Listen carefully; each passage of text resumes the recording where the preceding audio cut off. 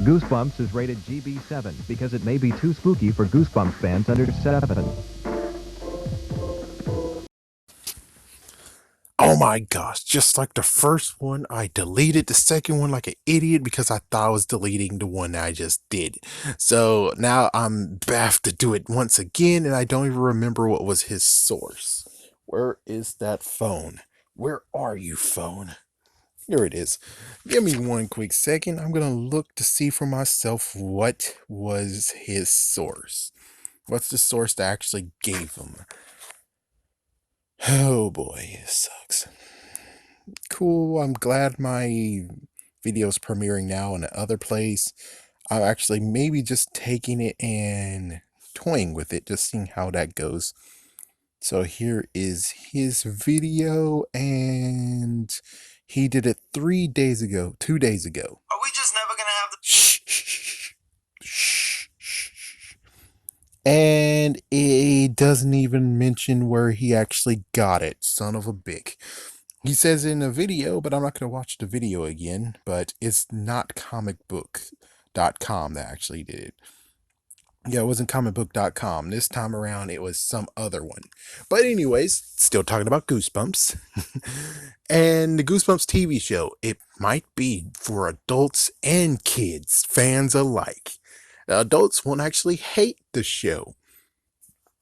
So let's see what that means. Apparently the person, which yes, for Michael Goosebumps, there's one person who was like, oh no, the producer from the two movies, he's here, he's gonna do damage. And I'm like, well, it looks like in this article it says different. It says the fact of he has a full budget for it, which we already knew that it's a full-length budget, and he said it's for adults and kids alike. Of course, I'm paraphrasing, but still, he actually is most likely sticking to his guns. We have no idea what it means by adults. Does that mean that he's gonna make them adults now? That would be kind of weird. Yeah, but like sex appeal wise, it's like, hey, sure, why not, man? But yeah, it's like the real thing is that no, it shouldn't be like that. So that's most likely not what it means. Doesn't mean that it'll be political and political correctness and everything and all that crap. It's like, no, I don't think so. I don't think that's going to be a part of it either. I think what's going to happen is just basically like, for instance, Young Justice, Beware the Batman, Green Lantern the animated series, Spectacular Spider-Man. The list goes on and on where you have actual writers who are writing the story without dumbing down or being this stupid. Yeah, like Ben and Betty, or what was the other ones? Victor and Monty. Sorry to throw them under the bus, but sometimes you do have to throw people under the bus just to make a point of it's most likely will be written decently. It won't be dummied down. It would actually be just like the books themselves, but most likely a little bit of good touch-ups and also the usual, just straightening it up. Now, the idea of Slappy being the person that greets the people, that's not gonna work because that most likely will just give you hints of Slappy World, which Slappy World is out now. But still, even so, it's like, yeah, but I wouldn't want to do it. Like I said, the cinematic of they had the original bookshelf, or they have the bookshelf in the cabin. I don't know which bookshelf. I would rather have the first movie's bookshelf and not the second one. It drops down the book, the lock is broken and open, and then we get absorbed in the book, and now we get to have the episode. I think that's how it should be done. If they actually going to do the intro like that with Haunting Hour effects, or it's just like Haunting Hour, but they do it with the book, I would be happy for that. Should they have the original intro? Yes, they kind of should. They kind of should have the intro in there, even if they're just mixing it and just having it somewhere in the episode, like a nice fun Easter egg every now and then. But I would just say they have big shoes to fill, and I would think it would be kind of cool getting Mr. Jack back. And they get Mr. Jack Lenz, I think that's his name. If they get him back and actually get him to do a new version of Goosebumps, I'm cool with that. I'm freaking cool with that. But if they get a new person, he has some big shoes to fill. It is no freaking way how he's gonna be able to do anything like that.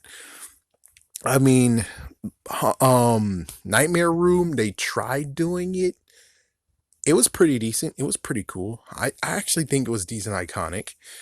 Haunting Hour didn't do it at all. Haunting Hour actually just went with the times and been like, oh, we just got to do some cinematic. It's nothing that's truly catchy. But the thing is that when it's on, though, it's on. You know, things get serious from 1 minute, 1 second it starts.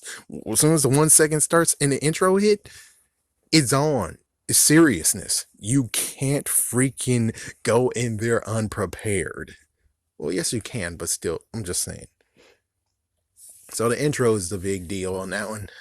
Anything else that I forgot that I did in the first one that I have to remember I did? Not really. Not really. Again, like I said, Disney would be a good idea.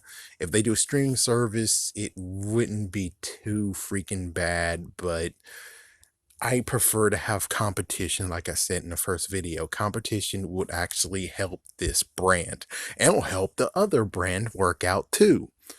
So we would see how that would play out. I really hope it really would play out nicely instead of the whole, oh, we just dumped the whole season on Netflix. It's like, what the frick? But it seems to me that they do have control over it. And this is Sony we're talking about. Sony actually is a part of this. They're the ones that's giving the freaking big bucks in here. So it's like, that makes sense. I'm not sure which one I said, but I'm just going to say it anyways, just in case. When it comes to this, you got to make sure that they do cover the books that weren't covered first. I think it's like the ones that are missing from the re-releases of 2015, 2018. You kind of need to cover those. If you don't cover those, and later on you cover those, and then the person who's responsible is being like, "Oh, I know what books should be released." Yeah, that person who's sleeping right over there is like, "Dude, why are you sleeping? Get up. There's still more freaking books you have to print out." And you're just asleep. They're just freaking asleep for some reason. They're just asleep. And it's like, why are you asleep? Okay, what's your deal? Get up and get more books out. So they really have to make sure that they know what they're doing, or at least the book department does. It's like, yeah, the ones who actually are like, oh, we gotta do some book releases, hopefully they'll be waking up and they're actually going to coordinate with the episodes. I think that's about it. So, yes, it seems like it will have some good storytelling in it. I don't know exactly what a more adult they can do with it, but we'll see what exactly happens. I just think that they're able to actually keep a serious tone like the original series without the usual thing of dummying it down and crap. I'm just saying. And of course, if I have to repeat myself again, is they should, I say, go with what you didn't release yet. If you're going to do, it's like, if you want to stand out and be like, oh, I want to do something different, it's like, yeah, then Goosebumps 2000. That's the best one out of all of them. Because you still have, I think, 24 more to go, or 24 or 23. And you guys really need to secretly be like, A.R. Stein, do you still have that shrieking fourth grader book ready? Yes. Okay, we're gonna release it under this new one. It's like, yes, please do that. Please do that. Because I want like all books being printed. I don't want any of them just be thrown on the wayside, even though there's like at least 3 that was thrown on the wayside. But anyways, there we go. Yeah, don't threat. If you're an adult and you're an adult fan, don't threat. It seems like they might actually have you in mind as well as the kids. That's sadly not the deal with Power Rangers, though. Have a scary day. Have a scary night.